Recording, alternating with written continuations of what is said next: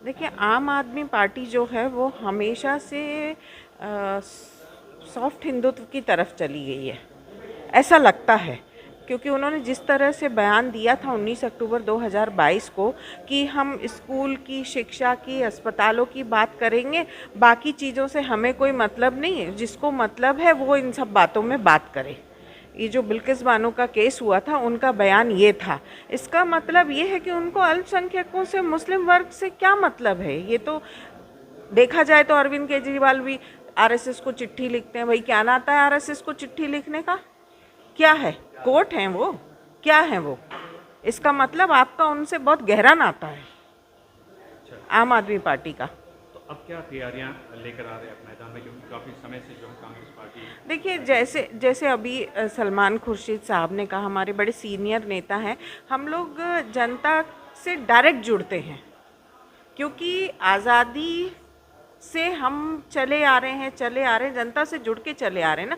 Good governance में Congress party ही सबसे आगे ही रही है। यदि हमारा गुड गवर्नेंस नहीं रहता तो आज देश के हालत और ख़राब होते। पिछले 10 सालों में आप देखिए कि देश का हाल क्या है। कर्जे में हम डूब गए हैं, विकसित विकासशील देशों की सूची से हम अलग हट गए हैं, नीचे हटा दिया हमें।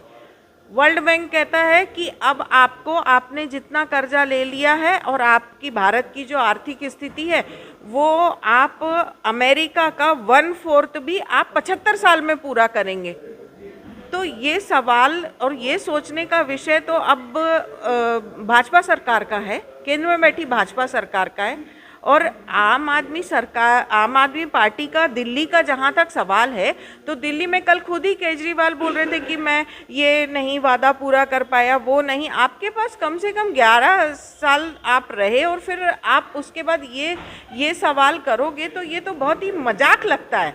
आपको मौका नहीं मिला, ये तो गलत है। और जैसे कि आप कैग की रिपोर्ट अब लीक हुई है, उसके बाद तो समझ में आता है ना कि भाजपा जिस रास्ते पे चल रही है तो आम आदमी पार्टी भी उसी रास्ते पे चल रही है। आम आदमी पार्टी का नेताओं का कहना है कि कांग्रेस कहीं पर नहीं है, कांग्रेस की बात ये उनका सोचना है। हम जब जनता से पूछते हैं, बहुत सारे लोग हमें बताते भी हैं कि नहीं, कांग्रेस भी है और कांग्रेस से लोग जुड़ रहे हैं, ऐसी बात नहीं है। आप देखिए हमारे नेताओं का प्रचार देखिए, उनके साथ जो जनता की भीड़ चलती है वो आपने देखा ही होगा। तो लोग समर्थन तो क्यों नहीं करेंगे? समर्थन आज़ादी के बाद से क्या है, कांग्रेस पार्टी तो रही है देश में।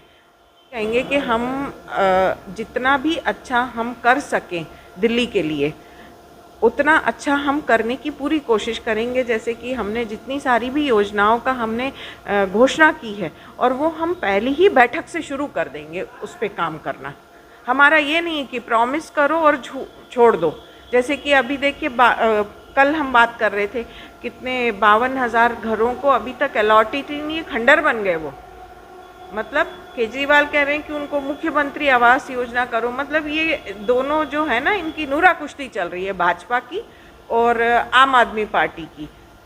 इसमें जनता बेकार में भुगत रही है। आप देखिए, आप 1000 रुपये लेके जाइए, सब्जियां 3 टाइम की सब्जियां भी ढंग की नहीं आएगी, जिसके घर में यदि 5 मेंबर हो तो।